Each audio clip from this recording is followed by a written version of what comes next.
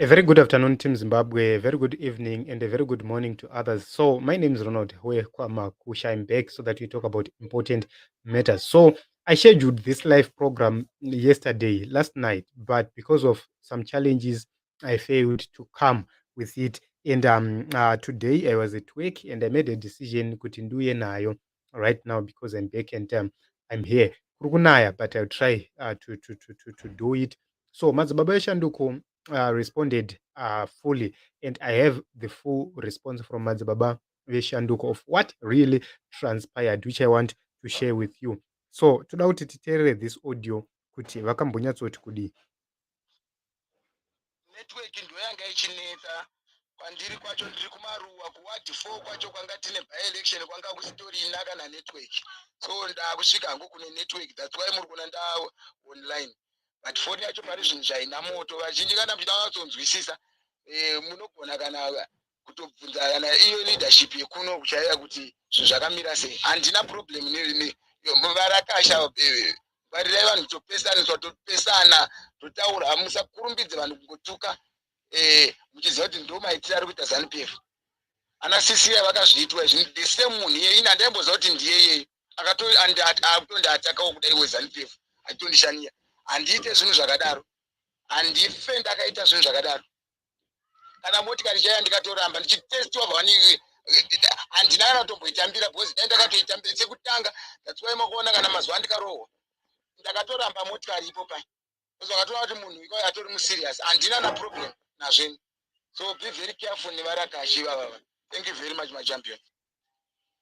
Zvakaitika ndezvekuti kumaraini kwedu kwaya kune nhamo. I think handimbomuziva womunhu wacho naye, ndatozoonawo patwitter kuti ndimunhu aivaiva zhinji wacho aitorwa mafotos neni. Ndakavagaisira huku ndavaitoshandisa mvura yangu because panext door panga pane nhamo. I think ndo paanga ariwo futi munhu ipa akatouyawo panhamo dzacho. So vazhinji vaitorwa mapiki neni ipapo, vachitorwa mapiki neni vachitokurukura ndichitovodzawo maproject andoda kuita, ndiri kuita zvehuku, ndine incubator. So handina hangu bhatiri, so Rwanda project yangu inoendera mberi because ndinoenda kuincubator ndoga nebhatiri rangu neincubator yangu niyo dzichitowanda. So handina kuziva kuti pane varakashi vatorimo mukati imomo vakutotaura kuti Madzibaba veShanduko vadai. Handiti wechisiyaiwo chakadhakwa kudaro. Stupid, handitiro china izvozvo pamberi pangu. Very sorry nokunonoka kupindura machampions. Ndiri kuward 4 kwanga kune by election. Ndiri kutozvionawo but inini handiitirwe chisiyaiwo chakadhakwa kudaro. Handife ndakaita dzungu rakapusa kutofa kuri nani kana kutosiya. Handife ndakaita zvinhu zvakadaro. So guys, this is the full response from Madzibaba veShanduko, and I have given you this because a lot of people were continuously asking me kuti zvacho zviri kumbofamba sei. So I made a decision kuti aiwa regai tiuye nemaaudios acho aMadzibaba veShanduko mumanzwa mega, mozvinzwira mega.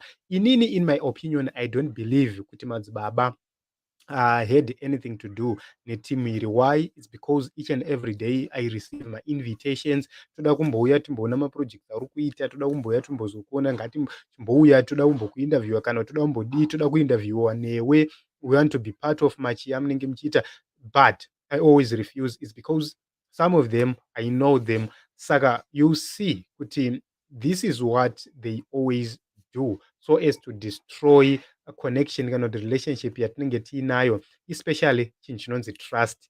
That is what they do and that is how they operate. Let us remain vigilant, tichirejista kuvhota. This is a 2023 change is coming. My name is Ronald Kwamakusha. Let us meet in other episodes and other broadcasts.